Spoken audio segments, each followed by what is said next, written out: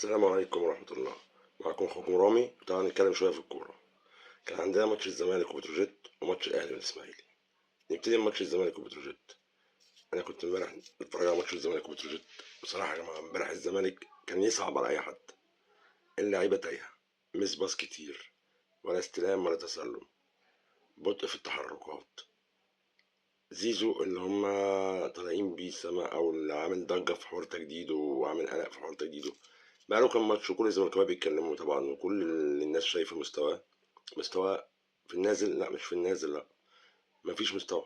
زيزو لا يقدم اي شيء. ما نفهمش بقى ده عشان خاطر التجديد وحوار التجديد اللي هو فيه، ولا هو ده اصلا مستواه، ولا هو خلاص خلص اللي عنده، ولا هي كانت الخطة الاول اللي كانت خدماه وضربات الجزاء الكتير اللي كانت للزمالك اللي هو كان متصيد بيها لحد دلوقتي. انا شايف ان زيزو لا يستحق الرقم اللي هو بيتكلم فيه خالص. يعني احنا هنيجي دلوقتي كمان شويه لماتش الاهلي والاسماعيلي وهنتكلم عن محمد عبد الله ونشوف الفرق بين الاثنين. يا جماعه زيزو لا يقدم اي جديد.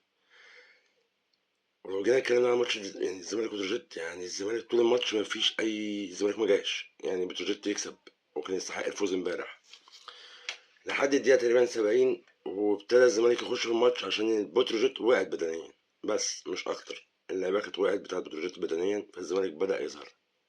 بس جينا للدقيقه 92 بقى وشفنا الجون اللي ملوش حل. هدف بجد عالمي. مصطفى الجمل كال عبد الله السعيد وكال دونجا أكلة وحشة قوي بس هو يستاهلها. يعني هو يستاهلها لأن هو بجد شايف نفسه متكبر على الكورة وعايش اللقطة. ما أعرفش إيه اللعيب ده. أنا نفسي أعرف إيه اللعيبة اللي بتعيش على اللقطة دي. أنا أعرف إن لعيب الكورة بيركز في الملعب، ملوش دعوة بره الملعب، ملوش دعوة بالسوشيال ميديا، ملوش دعوة باللقطات. ركز وكورتك هي اللي تتكلم عنك. اما دونجا من اللعيبه اللي فعلا كانت امبارح تستحق اللي هو يتعمل فيها كده، اللي هو يتعمل عليها النمره اللي عملها مصطفى الجمل وخد بيها الترند امبارح في كل المواقع بسبب الجون اللي هو جابه العالمي. وبصراحه يستاهل. كلوا اكله يا جماعه، يخرب بيت كده، يخرب بيت دي اكله. ايه الجمال ده. وتقريبا برضك كل الزملكاويه لو جينا نتكلم يعني كل الزملكاويه خايفين من ماتش الاهلي. حقهم. وشايفين ان هو في ماتش الاهلي هيعملوا ايه قدام الاهلي. بصراحه يا جماعه الاهلي مرعب، مرعب. بس انا في جميع الاحوال حتى لو الزمالك 100 وحش لازم اعمل حساب للزمالك عشان نفتكر ماتش السوبر الافريقي واللي حصل فيه. كلنا كنا شايفين ان الاهلي يدوس على وش الزمالك يكسبها 3 4 بالراحه. واتفرجنا على الماتش وكان عامل ازاي بسبب ان اللعيبه كانت واثقه من الفوز بزياده. كانت شايفه ان هي الماتش بتاعها هنروح فين، يعني الزمالك هيروح فين. احنا اهلي وكان اللعيبه كلها قبلها كنا كسبانين 3-0 في دوري ابطال افريقيا ومستلمين الدرع الدوري وفي عز مجدنا، ورحنا السوبر الافريقي بكل التوقعات ان احنا اللي نكسب وخسرنا. فبعيدا عن ان الزمالك بعيدا جدا عن مستواه، بس لازم تعمل حساب الزمالك مهما كان الزمالك. ولو جينا نتكلم بقى على ماتش الاهلي والاسماعيلي والرباعيه اللي مع الرأفه، يا جماعه الاهلي ابدع.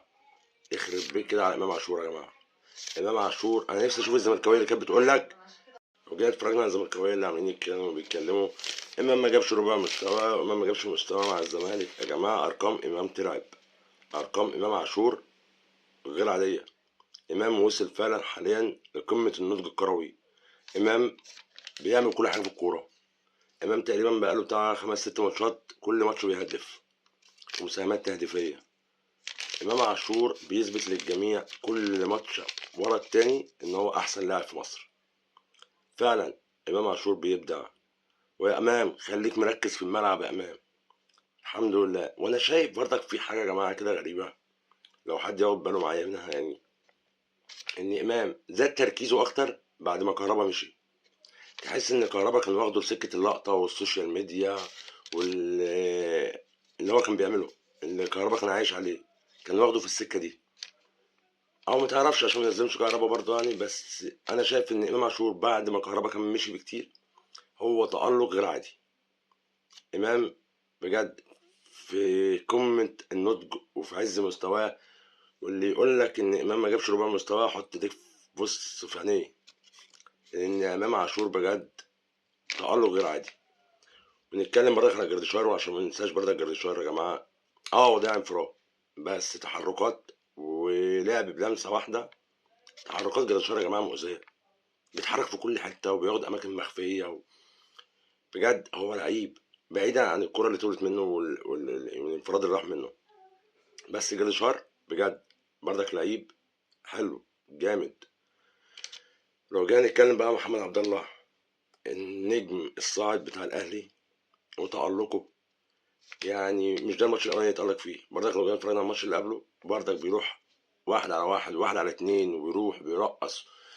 لا لا لا يا جماعه، محمد عبد الله نجم، نجم وجاي، ومكسب كبير قوي قوي قوي قوي للاهلي.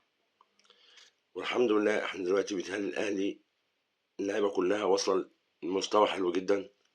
داخلين على ماتش الزمالك تقريبا صفوفنا كامله. بن شرقي موجود في ماتش الزمالك، وسام ابو علي هيبقى موجود ان شاء الله في ماتش الزمالك، اشرف داري، رامي ربيعه. يعني انت رايح ماتش الزمالك وانت مفيش لعيبه عندك وحش. الحمد لله لعيبتك كلها واصله لمستوى كويس قوي، لعيبتك كلها في عز تألقها. حتى حسين الشحات رجع للتهديف. فبإذن الله بإذن الله ماتش الأهلي والزمالك هيبقى ماتش للمتعة، ماتش للتاريخ. وأنا مستني توقعاتكم ماتش الأهلي والزمالك اللي جاي، وأشوفكم إن شاء الله يوم ماتش الأهلي والزمالك. سلام.